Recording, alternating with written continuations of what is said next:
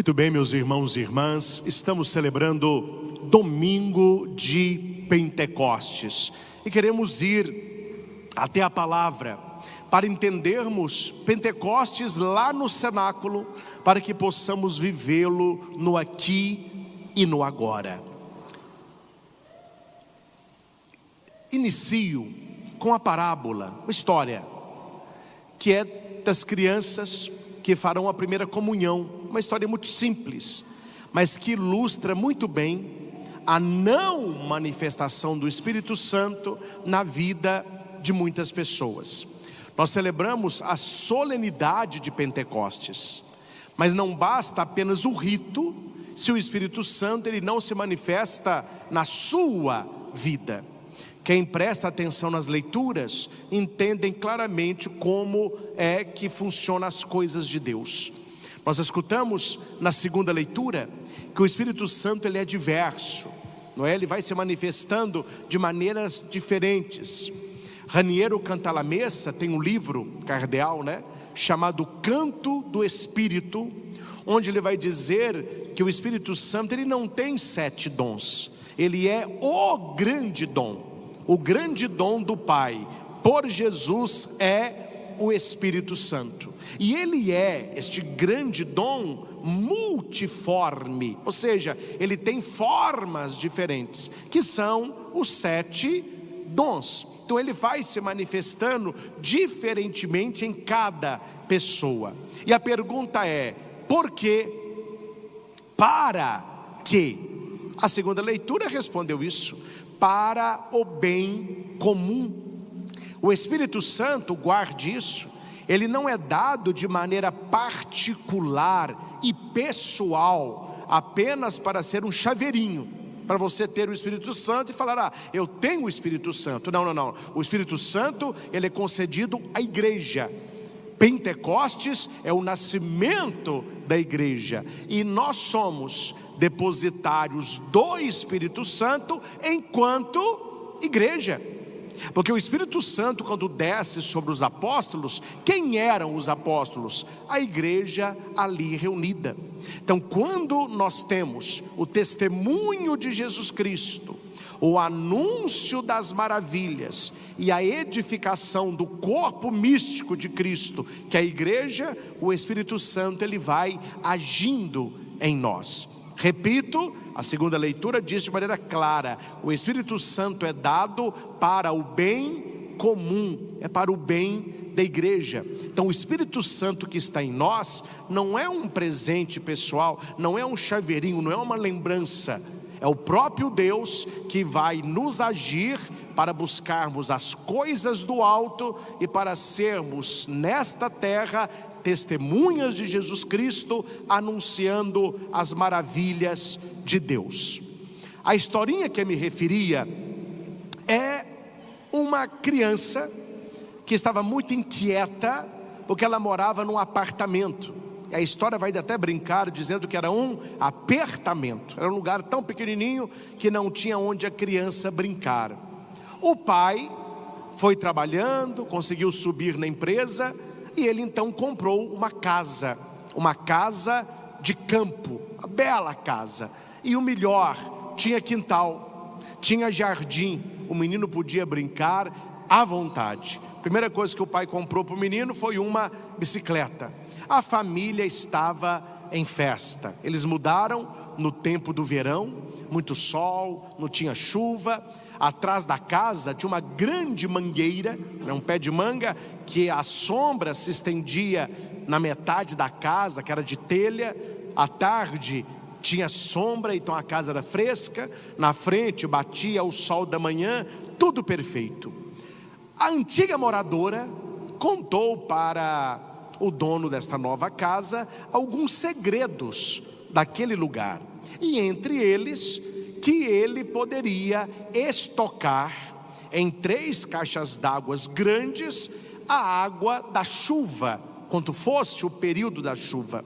Então enche primeiro a caixa, a primeira enche, cai na segunda, cai na terceira, das 3 cheias, a água cairia para um pequeno açude que tinha entre duas casas. Era ali um pequeno lago. Ele ficou todo feliz e diz para a mulher: se nós conseguimos no tempo da chuva enchermos essas 3 caixas d'água desse tamanho, nós temos água aqui para quase 6 meses. Eram caixas grandes.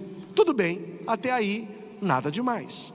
O problema é que a mulher não contou para o homem que quando estivesse perto o tempo da chuva, ele deveria contratar alguém, ou ele mesmo, subir no telhado, tirar as folhas, limpar as calhas e deixar tudo preparado para quando as águas chegassem. Isso ela não falou e ele não fez. Veio o tempo de chuva, águas torrenciais, e ele falava com a mulher: nossa, que toró, chove mesmo, que nós temos que encher 3 caixas, e choveu uma semana, aí parou um pouquinho, depois choveu mais. A hora que a chuva foi diminuindo, ele falou: agora é hora de aproveitar água de graça. A hora que ele foi na 3ª caixa, vazia, não tinha uma gota de água. Falou: mas que estranho. Ele abriu a 2ª, vazia. Quando ele abriu a 1ª, tinha apenas poucos dedos de água no fundo. Ele disse: a mulher mentiu? Não encheu de água? Essa chuva toda que caiu, essa água foi para onde? E ele liga, tirando satisfação com a mulher: olha, você me enganou, essas 3 caixas d'água gigantes aqui, não encheu nenhuma. Aí a mulher disse para ele: mas você limpou a calha? Ele perguntou: mas tinha que limpar? Tudo entupido de folha. Meus irmãos, essa historinha, quando se conta na primeira catequese, na primeira comunhão, o que a gente conta para as crianças? Que esta chuva torrencial, esta água que vem do céu e que vai cair sobre todos nós, é o Espírito Santo. Ontem nós celebramos a missa de vigília, e o evangelho de ontem, Jesus vai dizer que ele daria o Espírito Santo, e que no coração de quem tivesse o Espírito Santo, ele jorraria uma fonte de água viva. Ou seja, o Espírito Santo é água viva de Deus. E o que simbolizam as folhas, a calha entupida? São os pecados. A pessoa que não confessa, ela não limpa a calha. E uma vida sem confissão é uma calha entupida. O Espírito Santo, ele vem, mas não tem como ele atuar na vida da pessoa. E só há uma maneira de limparmos a calha interior: no sacramento da confissão. É por isso que muitos celebram a festa de Pentecostes liturgicamente, e para nisso aí. Eles vão à missa, celebram, comungam, falam: nossa, a igreja vai bonita, tudo de vermelho, tinha as velas do Espírito Santo, as flâmulas, mas fica nisso aí. Amanhã não há manifestação nenhuma do Espírito Santo. A pessoa não vê na vida dela o direcionamento do Espírito Santo. Qual é o problema? O nosso coração está entupido para a graça de Deus. São Paulo tem uma frase que, se não, deveria nos incomodar. Ele vai dizer assim: eu sou o que sou pela graça de Deus, porque a sua graça a mim dispensada não foi estéril. Numa outra tradução, não foi inútil. Na Bíblia Tebe, não foi desperdiçada. Ou seja, qual que é a graça das graças? O Espírito Santo. Mas se você não está preparado para o Espírito Santo, como é que você vai experienciar na sua vida esse Deus que habita em nós no batismo, no santo crisma, e que na vida de muitos é como se fosse um presente guardado? É o que disse Santa Teresinha: o doce hóspede desconhecido da nossa alma. Nós temos o Espírito Santo, todos temos o Espírito Santo, mas ele se manifesta à medida que você segue o ABCD do Espírito. Qual é o A? Abertura. Temos que abrir o nosso coração ao Espírito Santo. Letra B, busca constante. Teremos buscá-lo não apenas no dia de Pentecostes, mas invocá-lo todos os dias. Letra C, centralidade. O Espírito Santo, ele tem que ser o centro da nossa vida, o centro do nosso dia. Pedir sempre ao Espírito Santo o direcionamento. Eu quero comprar um terreno, peço ao Espírito Santo: é para aqui? É esse terreno? Eu quero trabalhar em tal lugar. Ó Divino Espírito, ilumina. Se for aqui, abre as portas para mim. Se não for, me dê docilidade. Aí já vai a letra D, docilidade. A pessoa dócil, ela segue o Espírito Santo. Aconteceu o que você queria? Glória a Deus. Não aconteceu o que você queria? Glória a Deus. Deus sabe mais do que você. Vai começar um namoro, coloque esse rapaz, coloque esta moça para o Espírito Santo e peça: olha, se for para eu acrescentar na vida dela, se for para ela acrescentar na minha, se for para termos um caminho abençoado, que aconteça. Se vai ter pepino na vida, sofrimento, não deixa nem começar. A gente não reza assim, a gente não reza assim. O Espírito Santo, ele vai nos direcionando, mas nós precisamos ser dóceis ao Espírito. E a letra E é a esperança. Enquanto o Espírito Santo faz o que é dele, nós fazemos o que é nosso. A palavra esperança não vem do verbo esperar, vem do verbo esperançar, que é: eu faço o que posso, na certeza de que Deus fará o que eu não posso. No Catecismo da Igreja Católica, no capítulo 3 da profissão de fé, é o creio no Espírito Santo. É claro que não dá aqui para eu estudar com vocês o catecismo todo, né, da parte do Espírito, mas no parágrafo 683 vai dizer assim: atenção, ninguém pode dizer Jesus Cristo é o Senhor a não ser no Espírito Santo. Deus enviou aos nossos corações o Espírito do seu Filho, que clama Abba, Pai. O Espírito Santo que desceu sobre Jesus no Rio Jordão, ele desce sobre os apóstolos em Pentecostes e sobre todos nós. Este conhecimento de fé só é possível no Espírito Santo. Para estar em contato com Cristo, é preciso primeiro ter sido tocado pelo Espírito Santo. Olha o que o catecismo me fala: a experiência do Espírito precede a experiência de Jesus Cristo. Numa teologia mais rebuscada, a pneumatologia precede a cristologia. É por isso que muitas pessoas ainda não têm a intimidade com Jesus Cristo. É por isso que nós vemos, claro que não é a maioria, graças a Deus, mas nós vemos até hoje pessoas que estão na igreja e o padre vê com clareza pessoas que não têm a experiência de Jesus Cristo. Elas estão na igreja, mas elas ainda não experimentaram, ainda não tocaram o mistério. Então não é raro você ver pessoas voando. Hoje em dia tem que dizer o óbvio, que as pessoas perderam a noção também do óbvio, né? Tem hora que o padre tem que falar: olha gente, na igreja não se masca chiclete, não se chupa bala, não se traz brinquedo eletrônico para dentro da igreja, não é? Não se traz bebê reborn, essas coisas aí, o mundo está louco. Então o óbvio tem que ser dito.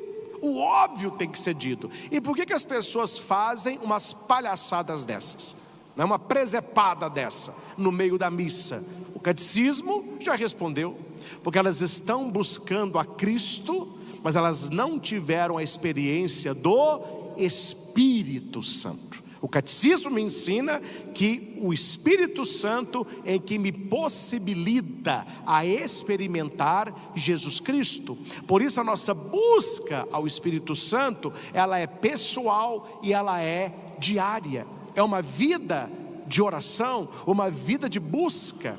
Aqui, meus irmãos, não é colocando carapuça, nenhum de vocês, quem sou eu para isso? Mas é como padre, educando-os, como que a nossa fé, muitas vezes, ela é medíocre, como que a nossa fé é pequena e elevada de qualquer jeito.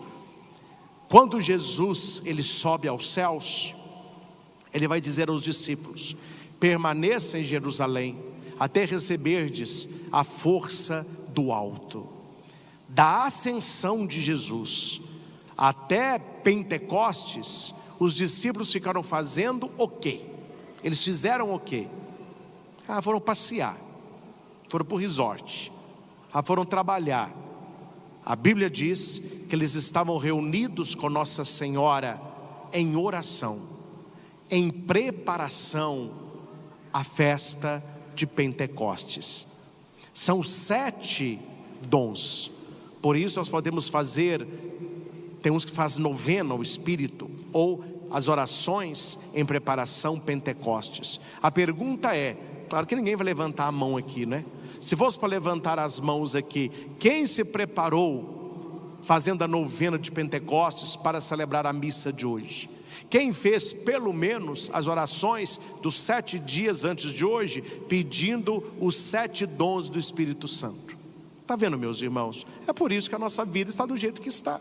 As pessoas levam a religião de maneira muito superficial. Nós estamos num mundo que corre tanto, que a gente não tem tempo para nada, e trabalha mal, e come mal, tudo hoje é mal, e dorme mal, exercita mal, e tem dor aqui, tem dor ali, e a fé, ela vai ficando rarefeita. Isso já é até um plano para que nós não sejamos plenos do Espírito Santo, né?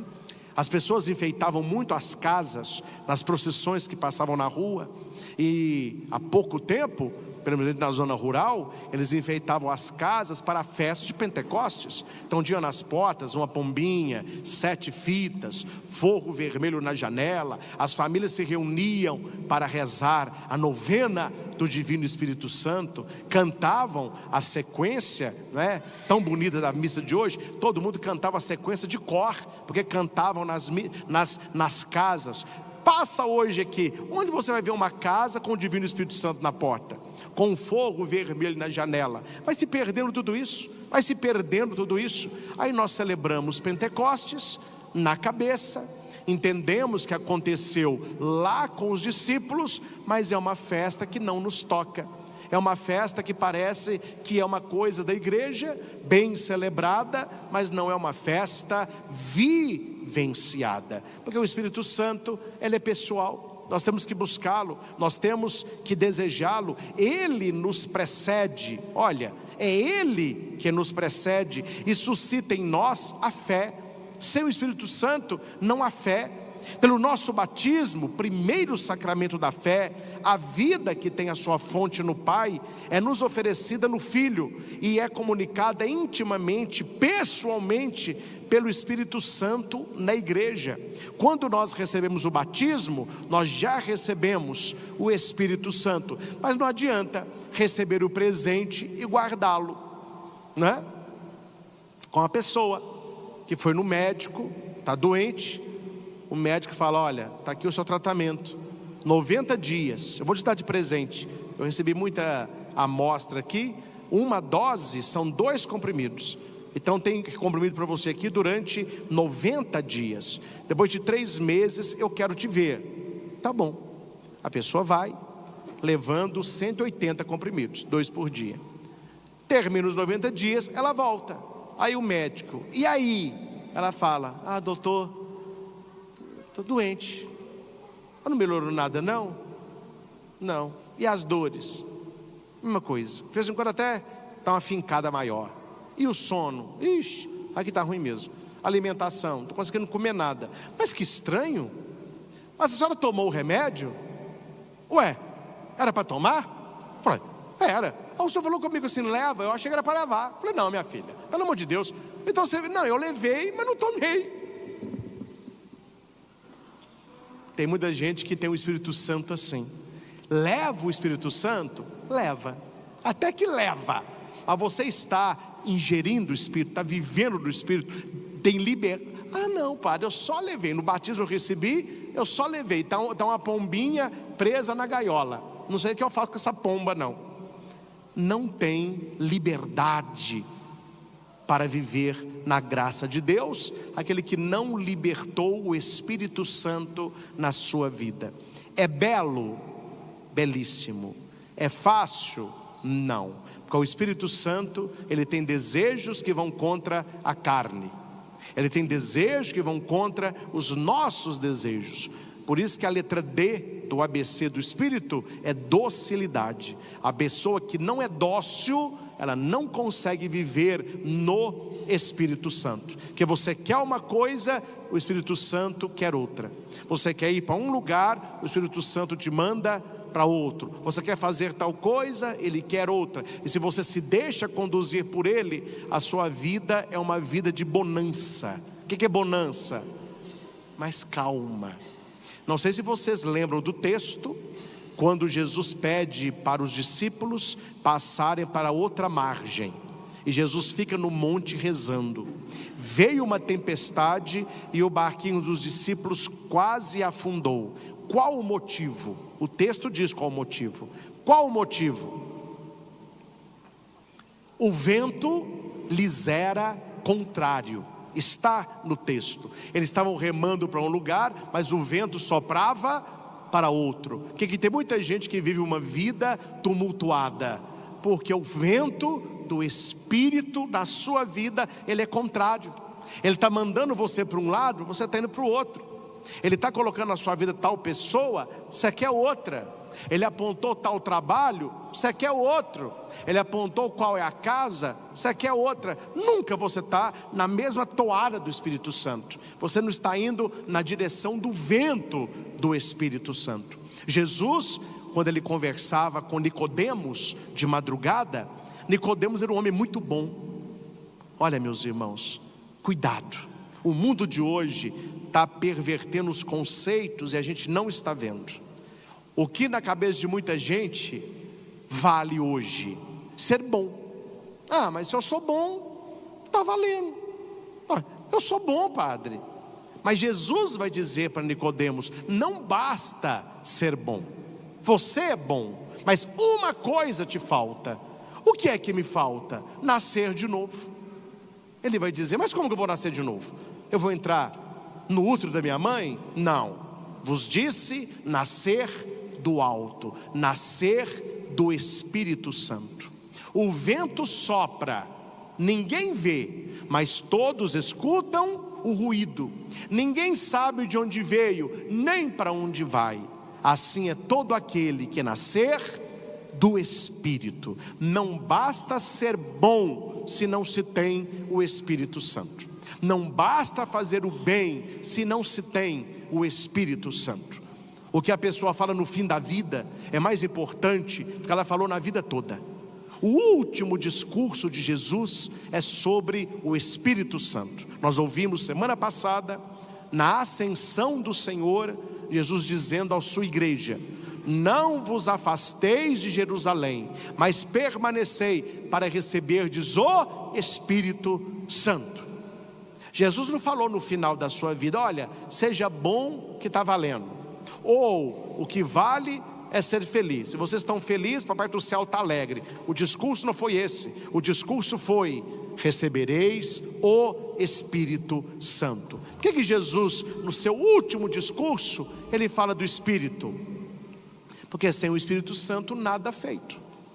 Sem o Espírito Santo nada feito. Tem até uma outra historinha bem simples, mas eu gosto de história porque a nossa mente, ela cai a ficha, né? O cara comprou um aparelho de som, mas daquele que tem tudo. Na época era badalado, né? Tinha bandeja para 5 CDs, tinha entrada de USB, tinha caixa com luz piscando, tinha tudo, né? Até LP antigo tocava, para quem gosta de voltar aos tempo da brilhantina, né? Aí tinha tudo. Aí o cara ficou todo feliz. Ele falou assim: eu vou estrear na minha festa, era aniversário dele, a família deu para o cara. Ele falou assim: eu vou estrear logo. Aí colocou o som na sala, com aquela fita vermelha. Tem que falar que é presente, né? O pessoal chega: você ganhou isso aí, cara? Ganhei. E a família que me deu. Nossa, pronto. Na hora que o pessoal chegou, falou: agora vamos estrear o negócio. Aí, eu não sei se ele tinha ligado o som antes, né? Apertou lá o botãozinho de ligar o som, nada. A bandeja não abria, a caixa não tinha luz, não saía um som sequer. Eu falei, ó, põe pelo menos no rádio, vamos ver essa porcaria aí, toca pelo menos rádio. Colocou no rádio, meu filho, nem ruído. Coloca um disco aí, coloca um LP, pega aí do Hit, sabe o Hit? Antigo, hein? Põe o Hit aí pra gente. Colocou o disco, pôs a agulha, meu filho, o disco não rodou nenhuma vez. Todo mundo, olha que porcaria. Gente, um som caríssimo. As pessoas saíram falando, nossa, mas que porcaria. Depois de pintar o set, já estava no fim da festa, o menino brincando jogou a bola atrás do som. A hora que eles arredam o armário para ele pegar a bola, eles lembraram de tudo. O que eles não fizeram? Eles não ligaram a tomada, não. Ele tinha todos os recursos, mas sem energia não vale para nada. Nós somos este aparelho de som. Temos todos os recursos que Deus nos deu. E qual é a nossa energia? Qual é a nossa tomada? É o Espírito Santo. Sem o Espírito Santo não adianta. Você vai nadar e talvez nem a praia você vai ver. O Catecismo da Igreja nos ensina, no parágrafo 688, como que se conhece o Espírito Santo.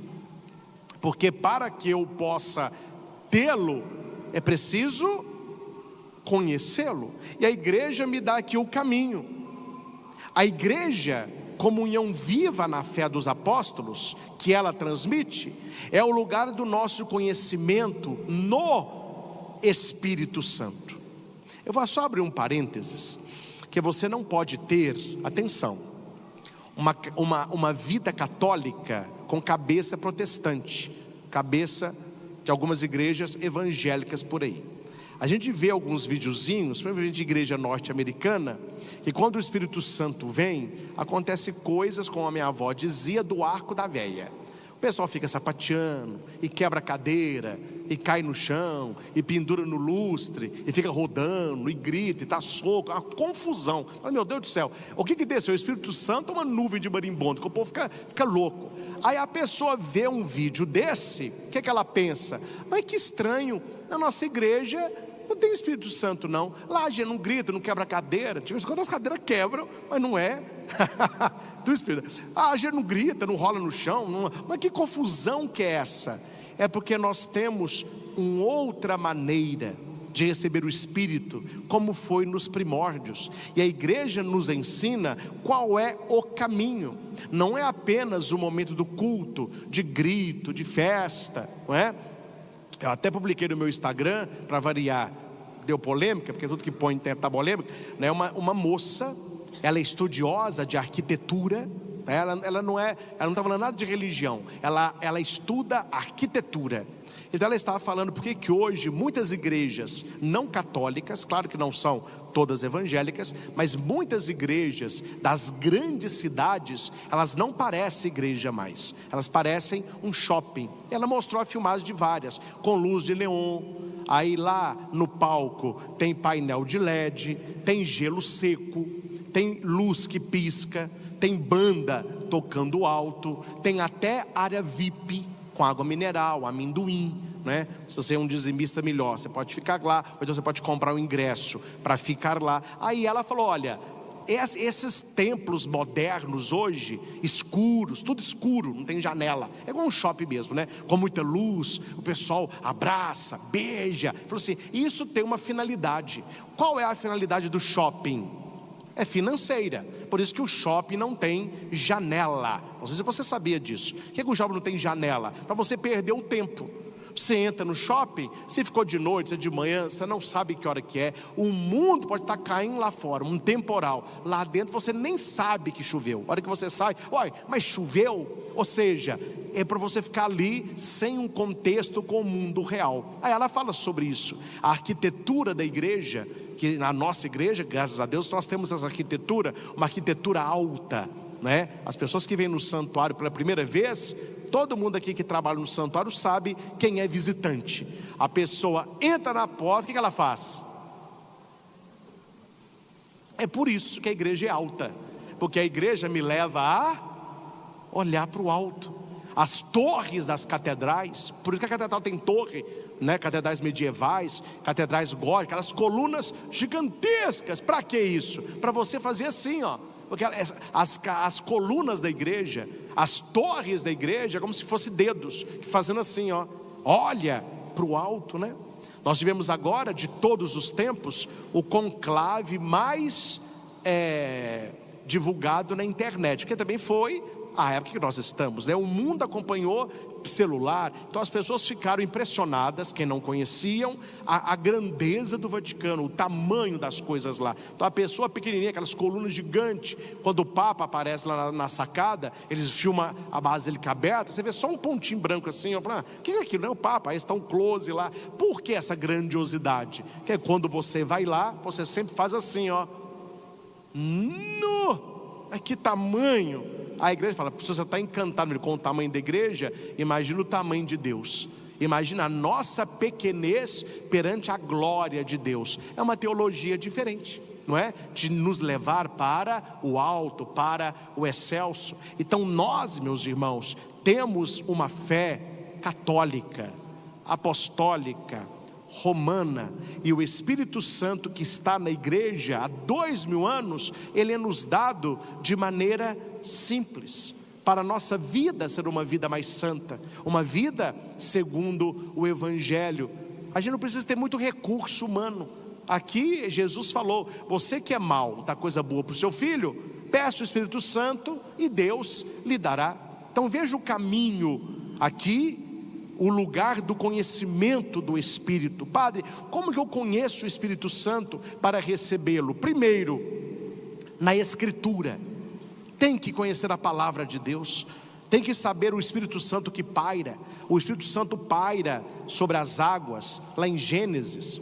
O Espírito Santo paira sobre a tenda onde está Moisés. O Espírito Santo paira no alto do Monte Tabor, a sombra, o fogo. O Espírito Santo paira sobre Maria, a cobre com o manto. Paira sobre Jesus no Jordão. Paira agora sobre Pentecostes, não é? Ele paira sobre nós. Quando você entende, o Espírito Santo é aquele que paira, ele me cobre com a sua sombra.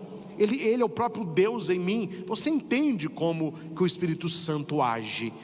Na tradição da qual os padres da igreja são as testemunhas sempre atuais, a igreja católica é baseada também na sagrada tradição, que é o ensino oral de tudo aquilo que aconteceu com Jesus. João mesmo vai dizer que a Bíblia não contém tudo. Ele vai dizer, olha, se fosse escrever tudo que Jesus fez, falou e tudo que ele nos deixou, não haveria livros no mundo que caberia.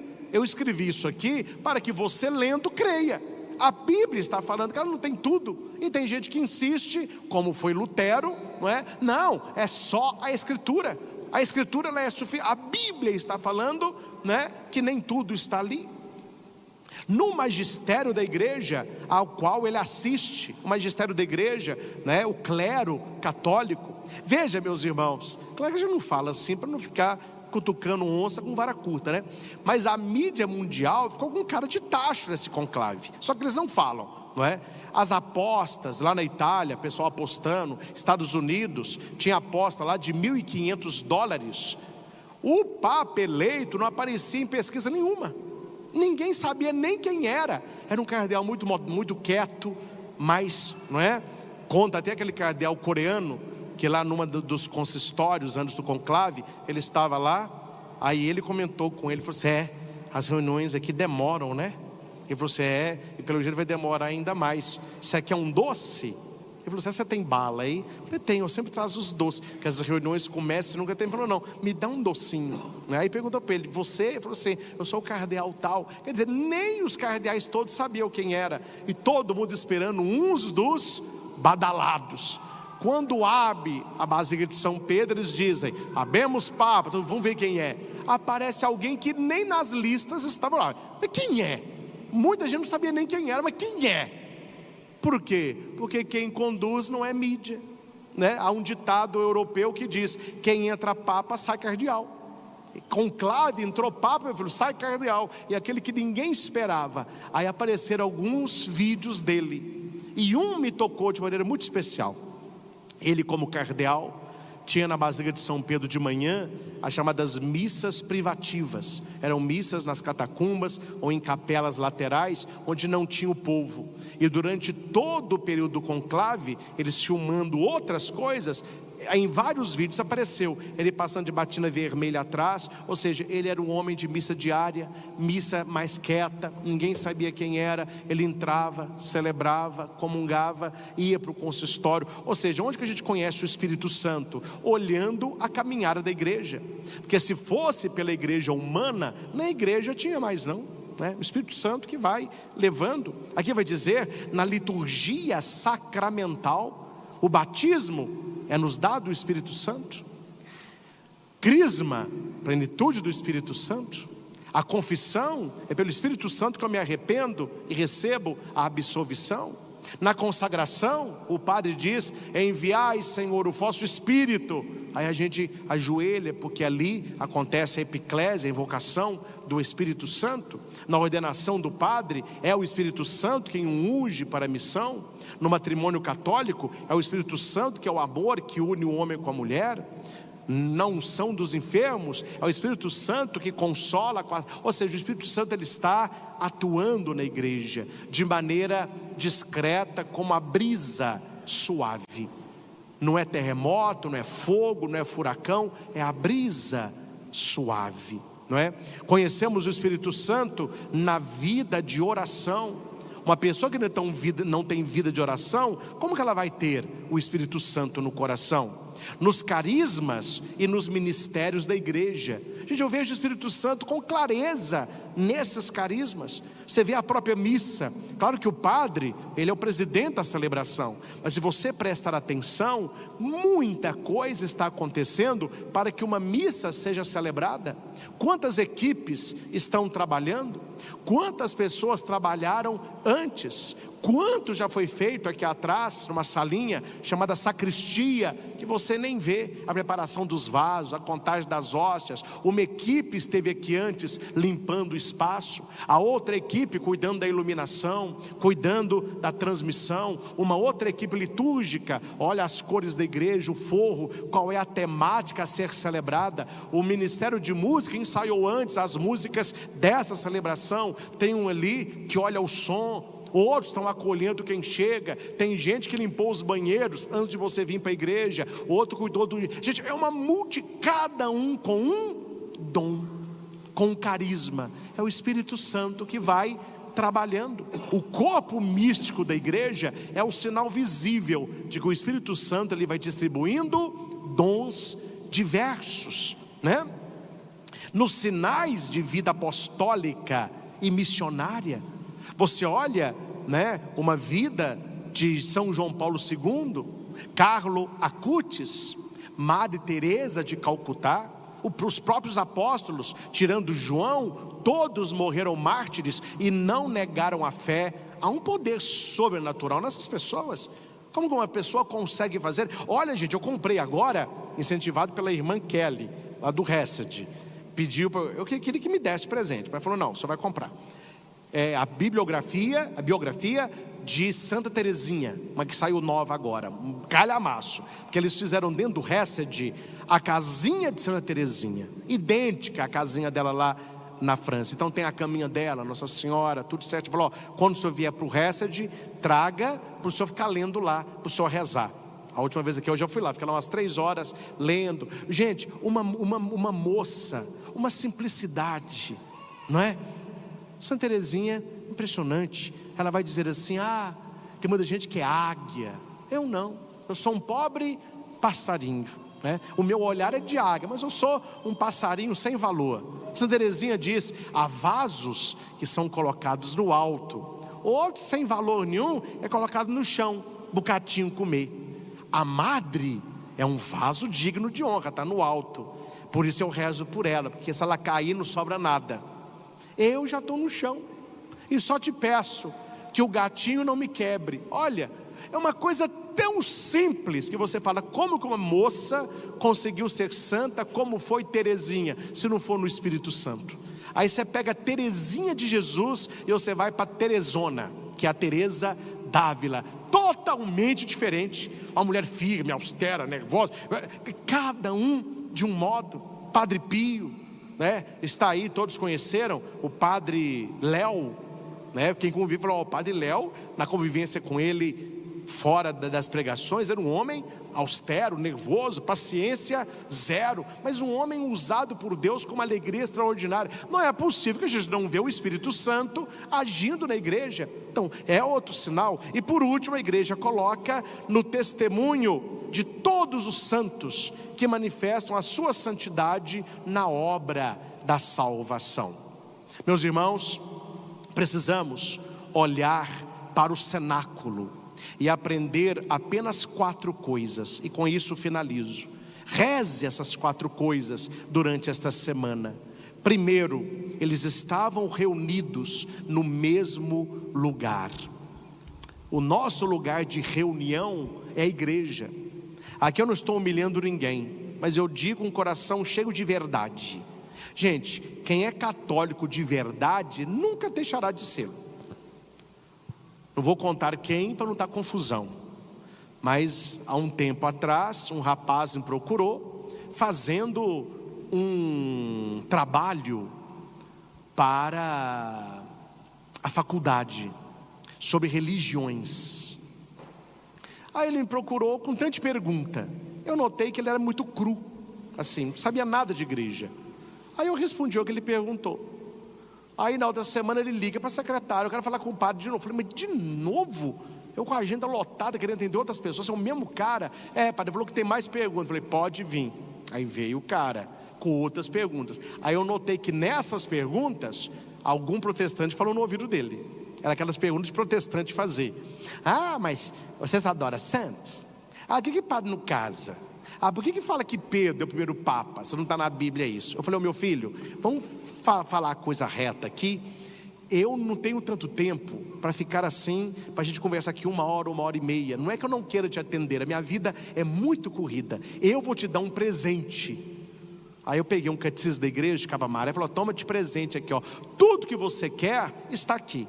Leia o índice inicial, vá no final, tem palavras lá. Vamos supor, você quer saber sobre inferno, vai lá na letra I, tá? Inferno, tem um tanto de número na frente. Esses números é o parágrafo. Aí você vai no catecismo e leia. Ah, então tá bom. Eu falei, então estude isso aí. Na sua disciplina você vai dar um show no seu trabalho, porque na Bíblia e no catecismo está o resumo da nossa fé. E o rapaz, parece que ela queria estudar mesmo, ele foi e enfiou de cabeça no catecismo. Qual foi o final da história? Se converteu. Falou, padre, quem estuda isso aqui, entende isso aqui, não há como a pessoa não ser católica. Aí quando você escuta alguém, eu era católico e saí, eu não vou mais, pode saber, eu falei, que nunca foi tão assim não, né? Hoje em dia a gente tem os católicos perdidos, que são do IBGE. O que é do IBGE? Padre, eu fui católico a vida toda, agora Jesus me chamou, eu fui para tal igreja. Aí não tem problema, se você foi para tal igreja, a vida é sua. Mas só me responda uma coisa, você rezava o terço? Não. Você confessava? Não. Você ia à missa todo domingo? Não. Você tinha vida de oração? Não. Você procurou conhecer os sacramentos da igreja, o que é ser católico? Não. Meu filho, mas que católico você era? Que católico você era? Porque é um católico do IBGE, é um número. Isso não resolve a nossa vida. Estavam reunidos no mesmo lugar. Precisamos desenvolver em nós a unidade eclesial, a nossa união dentro aqui da nossa comunidade. O nosso bispo, Dom Giovanni, tem feito um trabalho exímio com os padres, trabalhando a unidade dos padres em momentos fora de reunião. Porque você encontrar com os outros padres na formalidade de reuniões, isso não cria amizade com ninguém. Você chega na reunião, é muito assunto, é problema da diocese, é coisa da CNBB, essas reuniões longas, pouco tempo para resolver muita coisa. Terminou, a gente engole ali a comida que os padres têm que correr para voltar para as paróquias. O que Dom Giovanni tem feito? Ele já pediu, nunca se faça uma reunião de padres e termine sem um almoço ou sem um café. E não é para ele comer, é para conviver. Nós tivemos uma reunião da nossa forania. A hora que eu estou falando, eu estou fazendo 20 anos de padre esse ano. Foi uma das melhores reuniões da forania que eu participei na minha vida de padre toda. 20 anos de padre. A reunião foi no início do mês. Foi lá na Nossa Senhora da Guia. Teve a reunião, Dom Giovanni lá, muito cordial com os padres falaram até assuntos delicados, mas tivemos a liberdade de falar. Dom Giovanni fez lá as suas ponderações, terminou a reunião, fomos para um almoço, prepararam um almoço muito gostoso, né? Tinha até vinho para os padres, que antes só tinha água e suco, tinha até um vinhozinho, né? Aí abriu a garrafinha, aí Dom Giovanni pôs o apelido no vinho de Obriga. Falou: esse vinho chama Obriga. Falei: por que, Dom Giovanni? Porque abriu a garrafa, ele me obriga a tomá-lo, não é? Aí, quer dizer, uma convivência tranquila, os padres convivendo. Aí a gente falou: gente, foi tão bom a reunião hoje, a gente conviveu tão perto. Aí o Dom Giovanni: quem sabe a gente não tem mais momentos? Corpus Christi. Falei: por que depois da festa de Corpus Christi em Divinópolis, a gente, depois que acabar a cerimônia, a gente não reúne só os padres para um jantar entre nós, não é? Ele falou assim: vamos fazer. E eu falei: eu trago o vinho. Ele falou assim: aí me obriga, né, Padre Cristian? Aí me obriga. Gente, a reunião é que cria intimidade, né? Eu vejo muito, melhorou muito, mas muitas brigas entre padres, coisa de inveja. Um padre faz uma coisa melhor, os outros começam a falar mal daquele. Um outro padre vai estudar, os outros descem a lenha no cuidado. Um padre é chamado a ser bispo, ele perde os amigos todos. Por que tem essa inveja toda? Porque nem sempre nós estamos reunidos no mesmo lugar. Pentecostes, você não vê eles discutindo qual de nós recebeu mais o Espírito Santo. Não, todos receberam o Espírito Santo. E cada um, meu filho, cada macaco no seu galho. Quem toma a palavra e faz o discurso é quem tem autoridade ali. E quem era? Pedro. Você não vê nas Escrituras nenhum discípulo com inveja de Pedro, porque eles sabiam, sobre ele tem uma autoridade que não está sobre nós. Qual que é o problema? Né? A gente viu, não vou aqui entrar em meandros, porque hoje não pode falar nada, mas há pouco tempo, uma irmã de caridade, não muito católica, né? Porque as coisas que ela defende, tem nada de católica ali, mas uma irmãzinha, aí numa reunião, ela falou que se sente muito oprimida. Coitadinha, né? A geração do mimimi até está usando um véu agora. Eu estou muito oprimida. Pessoal, por que a senhora está oprimida, irmã? Porque a igreja está oprimindo as mulheres. Eu não tenho lugar de voz.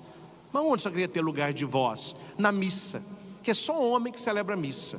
Quando é que eu vou poder celebrar a missa? Quando é que eu vou poder, na homilia, falar com o padre? Discordo, eu quero pegar o microfone.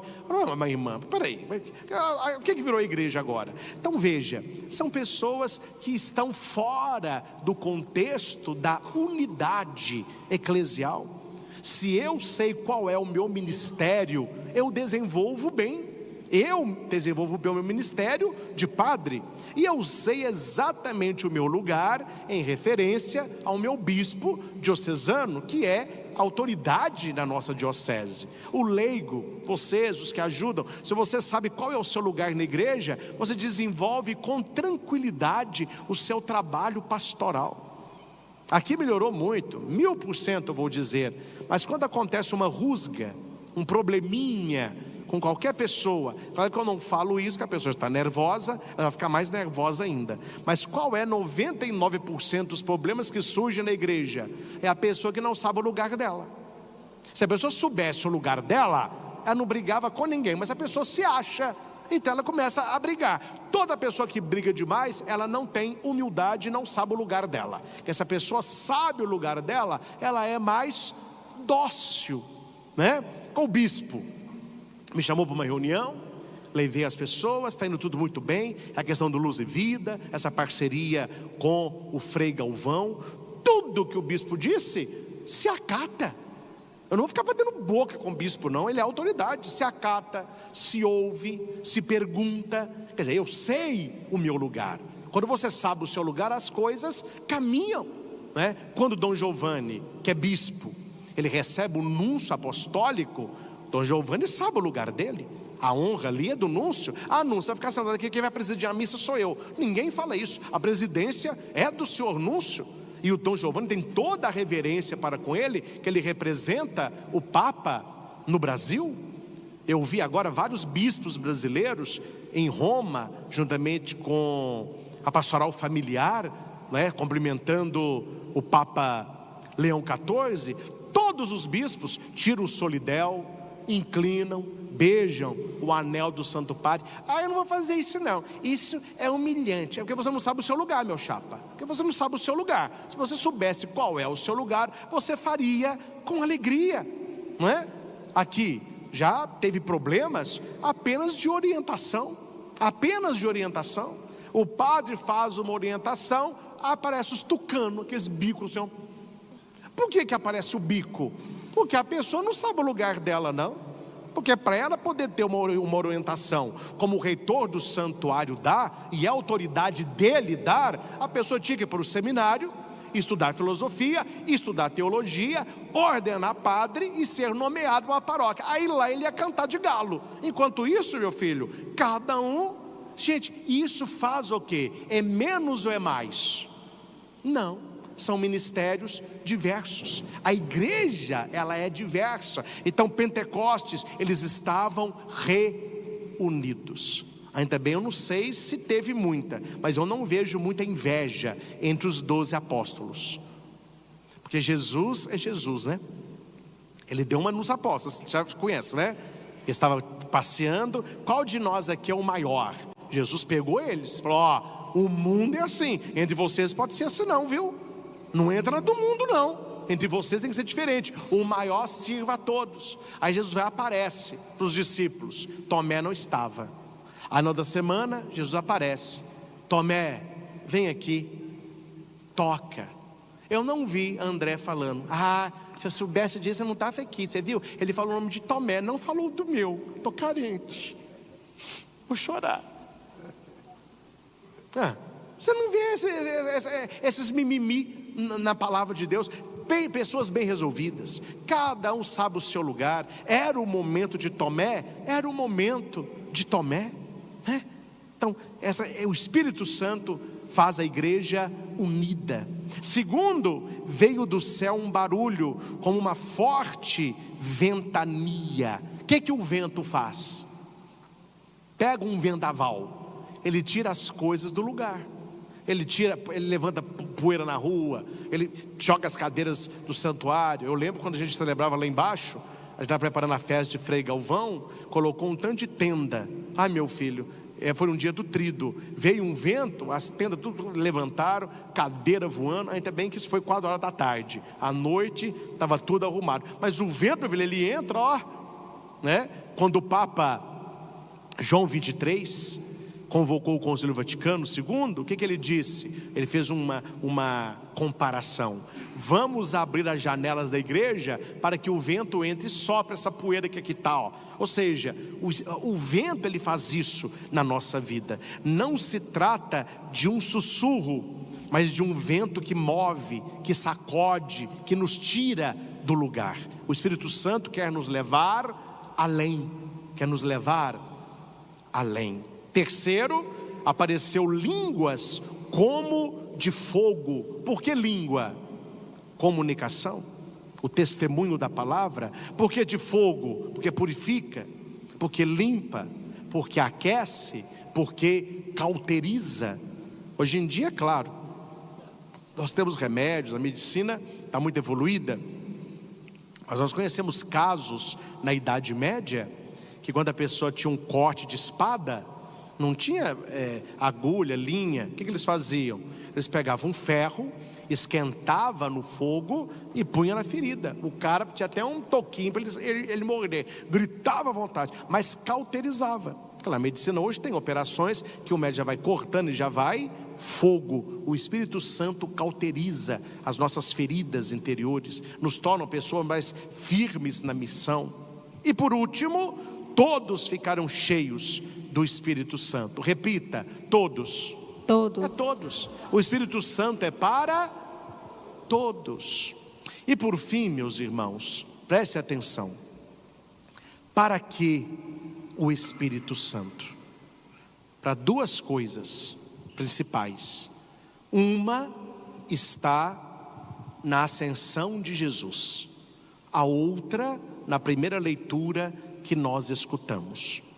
Primeira coisa que a gente precisa ter o Espírito Santo, para testemunhar o que Deus faz na nossa vida. Testemunhar Jesus Cristo. Ele que disse: permanecer em Jerusalém até que recebam o Espírito Santo, para que sejais as minhas testemunhas.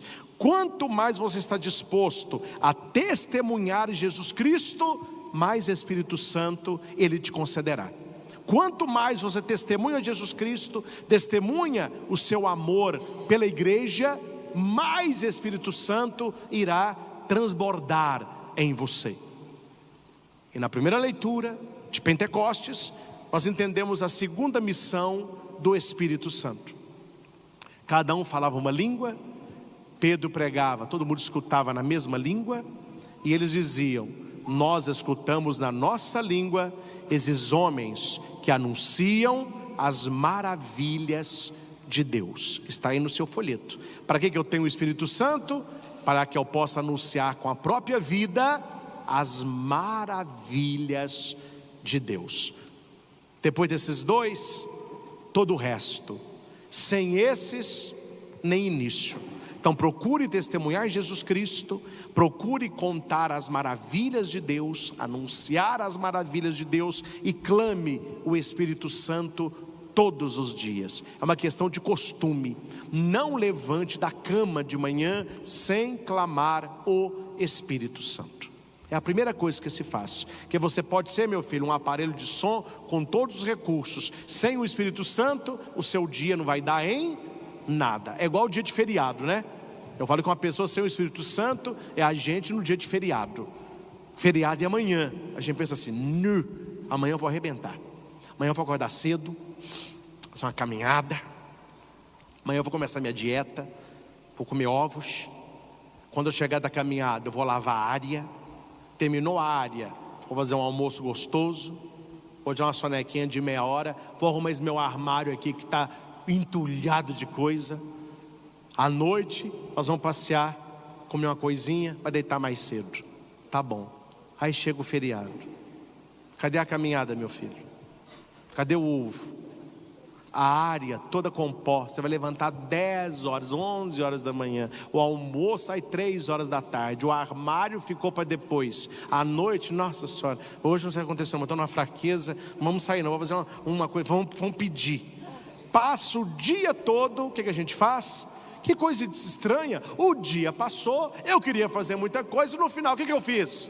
Vocês vivem isso? Porque eu vivo isso de vez em quando. Meu Deus, mas passou o dia todo, eu não fiz? É uma pessoa que está sem o Espírito Santo. A vida está passando. O que a gente está fazendo? Nada. Entra a semana, entra mês, passa o ano. Gente, olha para o padre aqui. Ou é só eu? Que mês que nós estamos? Eu lembro do Réveillon agora. Eu lembro janeiro agora. Eu não vi janeiro. Aí olha, para fazer muita coisa não fez nada. Passou janeiro, né? Fevereiro... No março, hora que eu pisquei, eu falei assim: que dia de março que é hoje? A Pabra, já é abril, padre. Eu falei: abril? É primeiro? Não, não é mentira não, o primeiro foi ontem, é 2. Eu falei: meu Deus, já estamos em abril. O maio já foi. A vida está. E se você não tiver o Espírito Santo, você pode até fazer muitas coisas no seu trabalho, mas você não fará nada na sua vida espiritual. E essa é a mais importante. Então, meus irmãos, tenhamos essa certeza. Quem coloca o Espírito Santo como algo muito difícil,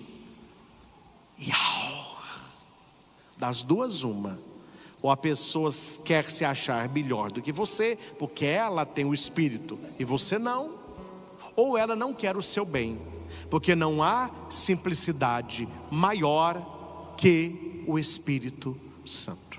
Olha a frase de Jesus, tem frase mais simples que essa: se alguém te pede um filho, se o seu filho te pede um pão, está para ele uma pedra?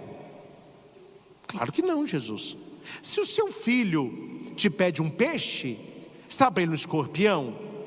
Claro que não, Jesus. Olha aí, vocês que são maus, sabem dar coisas boas aos vossos filhos, muito mais o meu Pai dará o Espírito Santo a quem pedir. Foi Jesus que disse. Se Jesus diz, o que eu entendo? O que eu tenho que fazer para ter o Espírito Santo? Pedir, limpar a calha e pedir. Que é quando vem, meu filho, a chuva torrencial, não importa a quantidade de água que cai, importa o tanto que você está disposto a se molhar. Eu fui abençoar uma loja perto das antigas Americanas, ali na rua Goiás. Quando eu estava lá dentro, caiu um toró. Aí ali perto fica o estacionamento da Patrícia. Patrícia saiu para buscar o carro, para eu já sair da loja e entrar no carro. Aí quando eu estava lá esperando, saiu uma pessoa que trabalhava nas Americanas. A pessoa saiu de galocha, com as botas de plástico, com uma capa de chuva que tampava até o pé, a cabeça, saiu com luvas de plástico e um guarda-chuva que cabia umas 15 pessoas. Falei, meu Deus, essa pessoa não vai cair uma gota de água nela, essa está protegida mesmo. Ela saiu na Goiás, assim, eu não sei para onde ela foi. Não adianta Jesus mandar um temporal do Espírito Santo sobre a sua vida, se você está com caloja, capa de chuva, guarda-chuva. Ah, o Espírito Santo veio todo mundo, nem respingou em mim. Não respingou, né, meu filho? Como que respinga aí? Nessa sua proteção aí, haja água para te molhar. Não seja um cristão taioba. Você conhece taioba? Conhece? Você já viu taioba? Não é na sua casa não, onde ela nasce, no sítio. Quem já viu sabe. Ela geralmente fica perto de água. E são folhas grandes assim, ó. Eu aprendi o que é taioba, porque uma vez eu colhi umas folhas e minha tia Alda, já estava fazendo a comida. Foi o meu avô que falou, quem trouxe essa folha aí? O Christian, taioba. Falou comigo, onde você pegou essa folha, tal lugar? Não é taioba não, isso é veneno. Mas como o senhor sabe? Vem cá, não sabia disso. A taioba tem folhas igual a taioba. Mas como que eu sei qual é a taioba? Ela tem um risquinho em volta da folha toda assim, ó, contornando a folha. Essa é a taioba. A que não tem o risco é mato. Parece, mas não é. E a taioba, ela tem uma, não sei se é alguma coisa, um pelinho, uma cerinha, não sei o quê. Quando chove e você vai no quintal, tá aquelas folhas enormes, cheias de gotas de água. Você chega perto da taioba e dá um tapinha nela, o que a água faz? Cai tudo. A taioba não se deixa molhar. O que é um cristão taioba? Vai à missa, mas sai seco. Não reza, não busca santidade, não clama o Espírito Santo. Então sejamos, meus irmãos, não católicos da festa de Pentecostes. Sejamos cristãos que vivem Pentecostes 365 dias por ano. O Espírito Santo está em nós. Basta que nós possamos dar a Ele liberdade para agir. Ao Senhor Jesus, que nos concede o Espírito Santo, para que tenhamos com Ele uma vida de amor, toda honra, glória e louvor. Louvado seja nosso Senhor Jesus Cristo, para sempre seja louvado.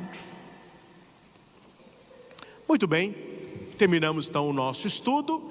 Nós entramos na Evangelizar às 10h30. Falta então 15 minutinhos, né? Tá. Nesses 15 minutinhos eu vou atender rapidamente os visitantes, né? Vamos tirar aqui na frente do Espírito Santo para sair essas flâmulas aqui, ó.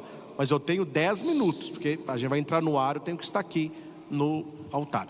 E você que está conosco pelo YouTube, você fica agora com uma chamada dos nossos patrocinadores. São pessoas que estão dispostas a nos ajudar nesta caminhada de evangelização pelos meios de comunicação. Fique aí com esta chamada. Longevidade em Foco. Olá, povo de Deus, tudo bem? Estou aqui com a Ellen e esta parceria é um verdadeiro presente de Deus, porque vai nos ajudar e muito na evangelização pelos meios de comunicação. Então nos diga, qual que é o presente que você traz para as pessoas que me acompanham? Padre, ninguém é feliz sentindo dor. Quando o senhor está com aquela dor no joelho, o senhor é feliz?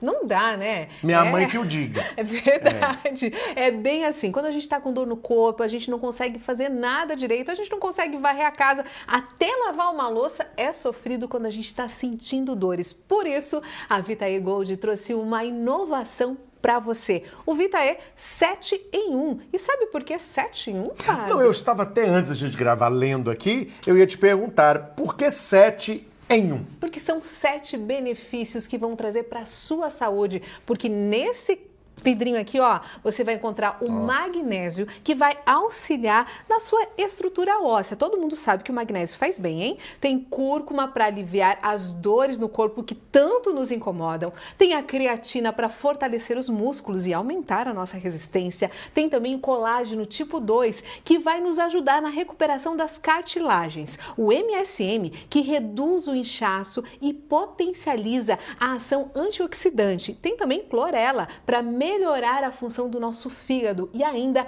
vitamina C, que vai fortalecer a sua imunidade. Tudo isso aqui, ó, Padre. Que bom. Então a pessoa não precisa ficar tomando aquele tanto de remédio. Não. Tomou não esse aqui, tomou 7. Exatamente. 2 cápsulas vão fazer a solução da sua vida para você não ter mais dores. Você vai ver como tudo isso vai mudar no seu dia a dia. E o melhor, Padre, 100% natural. Isso é muito bom. Faz toda a diferença para você cuidar e ter mais qualidade de vida. Por isso, ligue agora 0800 031 2040 e peça o seu Vitae 7 em 1. Viva melhor e com mais qualidade de vida. E é claro que tem uma promoção especial, hein, Padre? Isso agrada o povo e a mim também. As 100 primeiras ligações vão ganhar 70% de desconto e ainda vão ganhar um presente bem especial, a erva de Santa Maria. Padre, confere essa erva aqui que vai ajudar no alívio das dores. É um presente especial para você que ligar agora, hein? 0800 031 2040. Vai ligando, hein? Vai ligando. Eu vou fazer questão de, além de dar para minha mãe esse, eu faço questão que ela use, porque a minha mãe tem uma dor no joelho, eu já ouvi falar muito bem da erva Santa Maria. E vou divulgar eu fazendo massagem